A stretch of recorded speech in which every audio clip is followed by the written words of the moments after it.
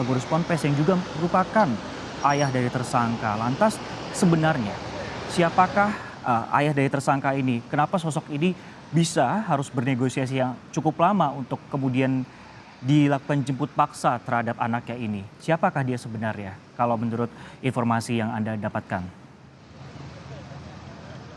Seperti yang sudah pernah saya sampaikan pada Kompas Petang bahwa pesantren Siddiqiyah ini adalah pusatnya adalah kegiatan Thariqat Siddiqiyah di seluruh Indonesia. Ini memang menjadi pusat kegiatan Thariqah yang ada di Jombang ini dari seluruh Indonesia, dan murid-muridnya memang dari berbagai kota di seluruh Indonesia. Kemudian pemimpin ini yang berada di komplek ini yang tidak lain adalah orang tua dari tersangka, memang sangat disegani tentu di kalangan murid-muridnya, dan mereka dari sisi usia memang sudah cukup senior, usia 95 tahun dengan pengalaman mengelola pesantren ini juga cukup lama. Saat ini santrinya ada sekitar 1000-an lah yang menetap, tapi ada santri atau murid-murid dari pengajian Siddiqiyah ini yang mencapai ribuan, 2.000 sampai 3.000, bahkan ada yang mengatakan bisa 6.000, dan ini setiap bulan datang ke sini. Tentu ada kegiatan-kegiatan, ada pelajaran-pelajaran yang disampaikan oleh sang kiai kepada sang murid terkait dengan bagaimana ketaatan kepada Tuhan Yang Maha Kuasa. Ini satu hal. Yang kedua adalah pesantren ini memang cukup besar dan potensi ekonominya juga sangat tinggi, karena ketika murid-muridnya di Siddiqiyah ini cukup meluas di mana-mana, mereka juga mengembangkan usaha-usaha seperti pabrik rokok, kemudian membangun jaringan-jaringan hotel, kemudian ada juga usaha air minum dan segala macam. Dan memang kalau melihat ke dalam, kelihatannya memang areanya kelihatan sangat luas sekali, dan ini tentu punya potensi ekonomi yang sangat tinggi. Dan di lingkungan masyarakat sekitar memang ini cukup terkenal, Siddiqiyah ini, dan termasuk pesantren yang memang lama di Jombang. Tapi satu hal catatan dari saya berdasarkan informasi dari pengurus wilayah Nahdlatul Ulama Jawa Timur, pesantren ini tidak termasuk pesantren di bawah binaan PBNU. Jadi di PBNU itu ada pesantren yang kelompok RMI, Robitoh Mahat Islamiyah. Pesantren ini tidak ikut. Pesantren ini adalah mandiri, dia memiliki jaringan sendiri, yaitu jaringan Thariqah Siddiqiyah. Saya tadi sempat berkeliling ke beberapa sudut-sudut rumah yang ada di dalam.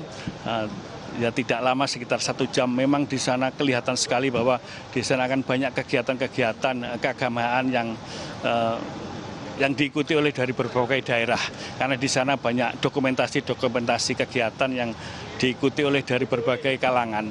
Kemudian di rumah-rumah di area-area itu juga ada lembaga-lembaga pendidikan, termasuk lembaga-lembaga kegiatan untuk peribadatan.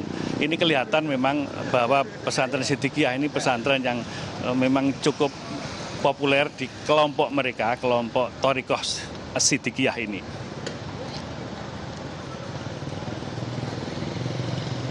Baik, Wahid. Bisa Anda gambarkan? Kita mengetahui bersama juga bahwa Kementerian Agama sudah mencabut izin ponpes di Ponpes Siddiqiyah Jombang tersebut. Lantas bagaimana untuk kondisi para santri di sana pasca pencabutan izin yang dilakukan oleh Kementerian Agama tersebut? Apakah kemudian akan dikembalikan ke daerah asal masing-masing, atau saat ini seperti apa gambarannya terakhir yang Anda sampaikan? Karena kan tadi Anda juga sudah berputar ataupun juga berkeliling di dalam sana.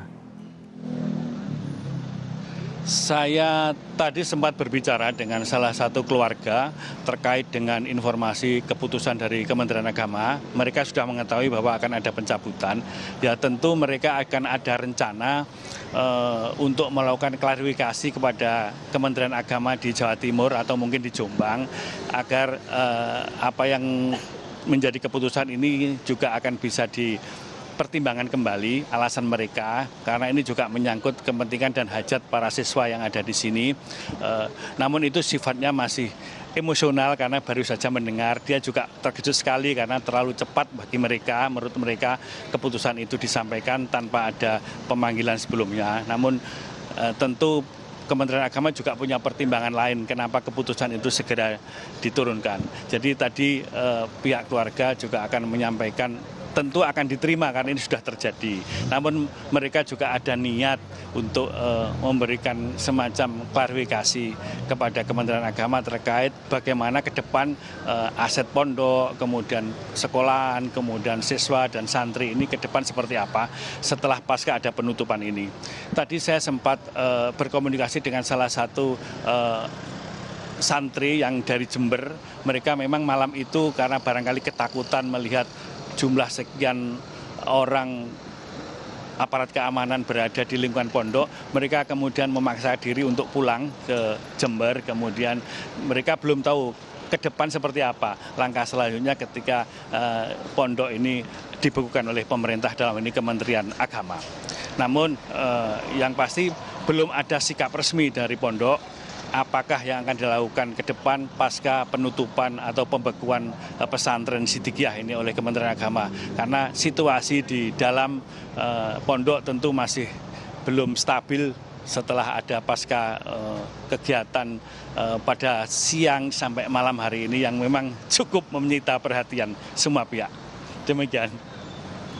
Baik, terima kasih Wahid Bukaidori atas laporan Anda.